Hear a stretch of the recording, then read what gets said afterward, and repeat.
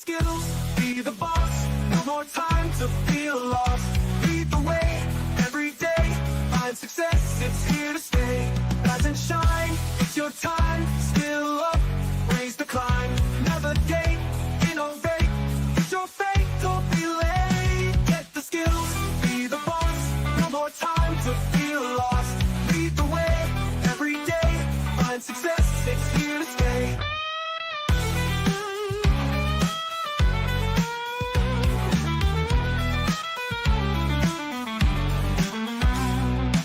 If you're a new manager or hoping to be a new manager, join us in our exploration into what managers need to know.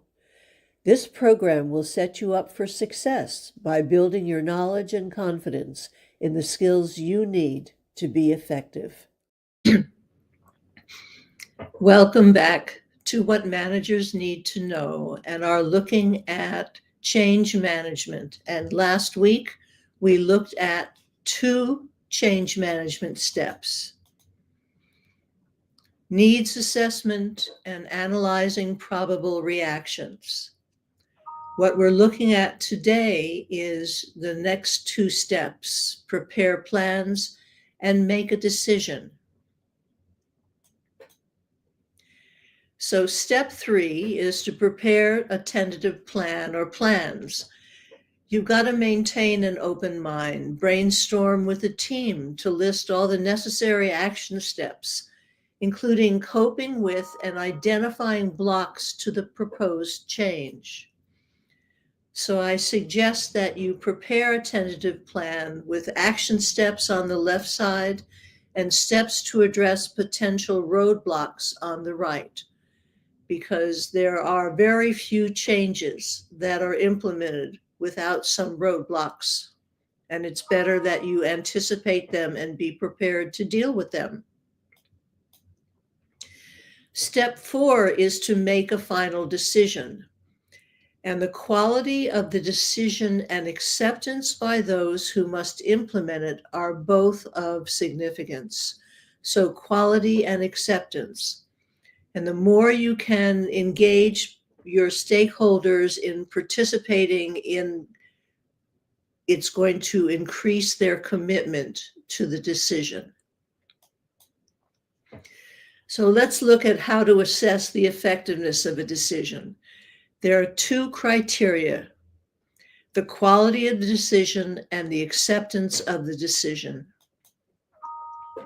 Let's first look at the quality of the decision. It is a high quality decision if expertise is required. For example, selection of evidence that would be admissible in court requires legal expertise. If the manager has all the knowledge and skills required, the manager can work alone and effectively solve a high quality problem. However, if the manager does not have sufficient expertise, the manager will need to rely on the input of others who have the necessary expertise. So that's a high quality decision requiring expertise. Either the manager has that expertise or will need to borrow it from someone else. It is a low quality decision if expertise is not required. For example, selecting a brand of copy paper for the copy machine.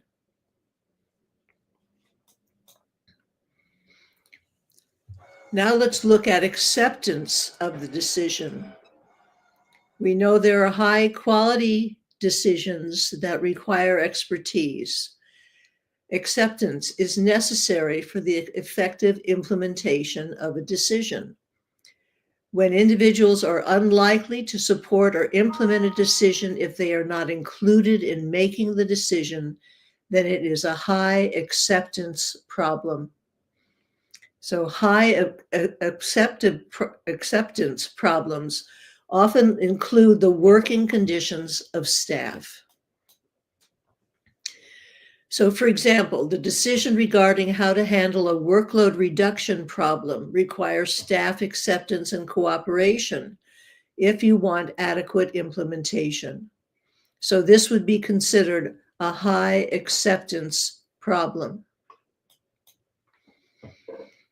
These high acceptance problems can be addressed by involving the affected parties in the problem-solving decision-making process.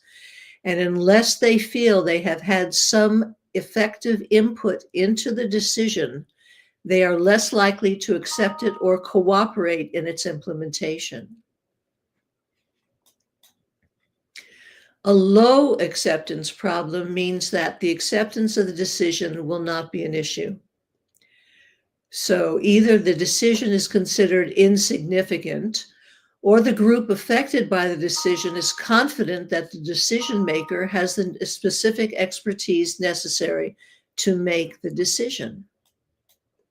For example, the decision to buy a round or square cake for a staff party would be considered insignificant or a low acceptance problem. The staff is going to be happy to eat the cake regardless of what its size and shape is.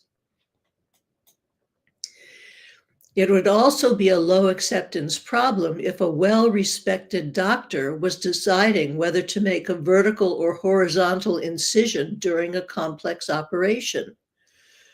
The attending medical staff already accept the doctor's expertise to make this decision independently. So gaining their acceptance is not an issue. So there are certain questions that the manager should ask in order to select the most appropriate decision-making style, whether that be independently making the decision or involving the staff. First, does the problem require expertise to solve? In other words, is this a high or low quality problem? If this is a high quality problem, do I have the necessary expertise to solve it?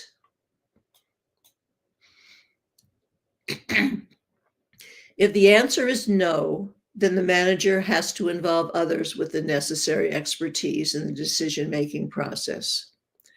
If the answer is yes, then the manager must answer the next question.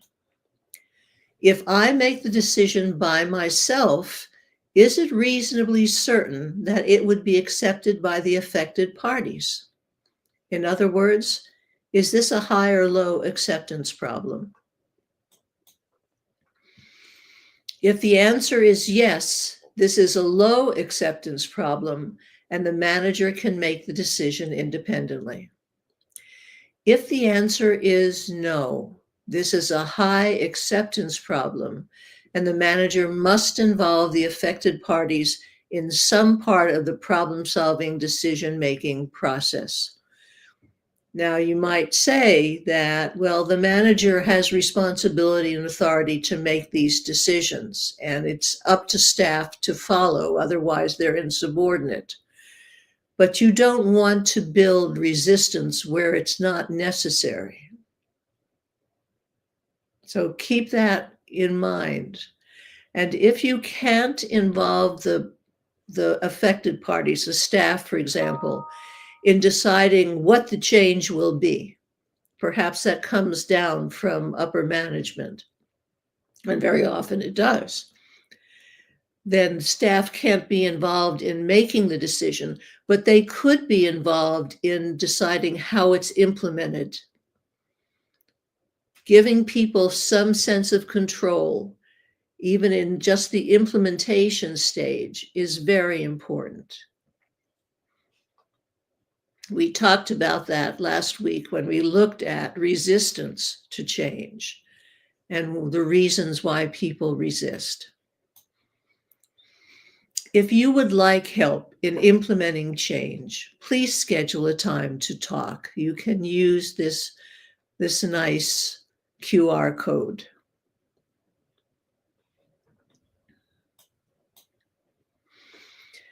Next week, we'll look at the 5th and 6th decisions, establishing a timetable and communicating the change. And this is where a lot of change management efforts falter, if they haven't faltered already, because some changes take a long time for them to be implemented, and management may not want to wait that long, which creates resistance of another kind. And communicating, who is communicated with, how well they're communicated with. We've talked about situations where training wasn't provided, information wasn't provided to a bank. And so what do you call it?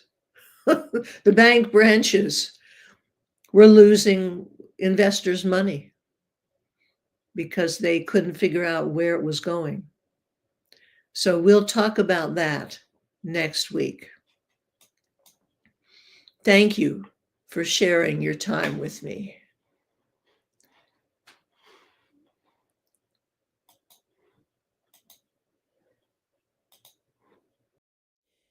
Thank you so much for coming and participating in our discussion of what managers need to know. You can find the videos of this and previous sessions on my YouTube channel or under events on my LinkedIn profile. I'll look forward to seeing you again next week. Get the skills, be the boss, no more time to feel lost. Lead the way, every day, find success, it's here to stay. Get the skills, be the boss, no more time to feel lost. Lead the way, every day, find success, it's here to stay. It's here to stay. Oh, it's here to stay. It's here to stay. Yeah.